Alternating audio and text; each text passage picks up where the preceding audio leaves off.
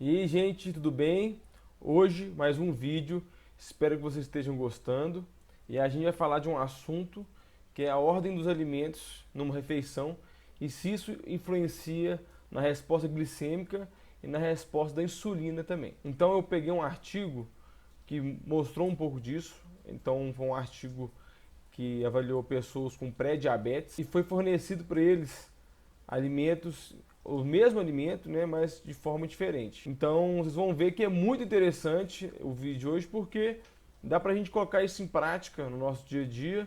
E se a gente utilizar a estratégia que eu vou ensinar para vocês aqui hoje, vocês podem comer a mesma coisa, as mesmas calorias, sem restrição e ter uma resposta no seu organismo muito melhor. Então eu anotei aqui do artigo a refeição que eles se alimentaram, né? Eu quero dar a informação para vocês certinha, então eu vou ler para vocês para não perder nenhum alimento.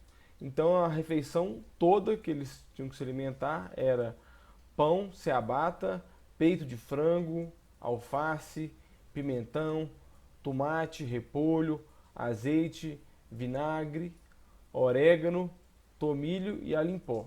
Nesse final foram alguns condimentos, né, alguns temperos, mas basicamente era um pão com frango e salada. E aí os participantes eles tinham que se alimentar, né, com uma ordem diferente. Então todos os grupos fizeram a mesma refeição e cada semana eles trocavam. A ordem das refeições, né, eram diferentes.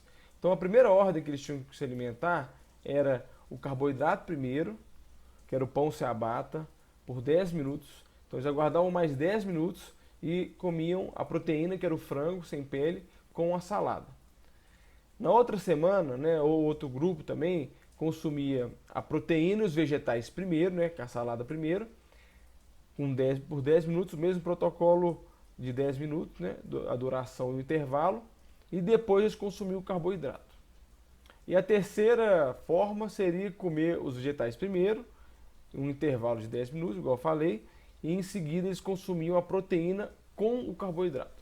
Então são três grupos diferentes, né? Todos passaram por as três formas de se alimentar, mas o interessante, né, por isso que eu fiz o vídeo, foi que teve sim uma resposta diferente na ordem que eles se alimentavam. Então, quando os voluntários consumiam o carboidrato primeiro, né, ou seja, comiam o pão primeiro, a glicemia deles aumentava bastante em relação aos outros dois grupos, que em relação a isso não teve tanta diferença. Ou seja, comer a ciabatta, o pão primeiro, fazia a glicemia ficar bem mais alta, o que não é interessante para pessoas diabéticas e nem para pessoas não diabéticas também. Agora, em relação à insulina, né, que também é um outro fator que a gente não quer que aumente tanto assim e perdure muito tempo, o grupo do carboidrato também teve um pico de insulina muito maior do que os outros, porque consumiu o carboidrato primeiro. Mas agora deu uma diferença entre aquele grupo que comeu os vegetais primeiro. Então, esse grupo que comeu a salada primeiro teve uma resposta de insulina menor do que os outros dois grupos. Ou seja, gente, quando a pessoa comia uma salada antes, depois comia a proteína e o carboidrato, ela tende a ter uma resposta glicêmica, uma resposta de insulina muito menor, o que geraria menos fome, seria mais interessante para o diabetes e poderia inclusive fazer com que essa pessoa ganhasse menos peso. Se eu estou com mais fome, eu vou ter tendência de comer mais, então eu vou ganhar mais peso. Então, olha que interessante, eu gosto sempre de falar isso, porque a gente não precisa restringir um alimento, a gente não precisa parar de comer pão. O vilão aqui não é o pão, não é a batata, não é nenhum carboidrato. Esse conceito está errado. O interessante é, a gente pode consumir o mesmo alimento, só que numa ordem diferente. O conselho que eu dou para vocês é, vamos fazer um almoço, um jantar, vocês deem prioridade primeiro para a salada com algum azeite, algum óleo de linhaça, o que for, porque dessa forma vocês vão ter respostas no organismo melhores do que se comerem o pão primeiro. Agora, esse estudo tem uma limitação que a gente precisa falar, que as pessoas que fizeram o estudo tinham pré-diabetes. Então talvez vai haver alguma diferença entre uma pessoa que não tem pré-diabetes, uma pessoa que tem diabetes, qualquer grupo que esteja fora desse padrão.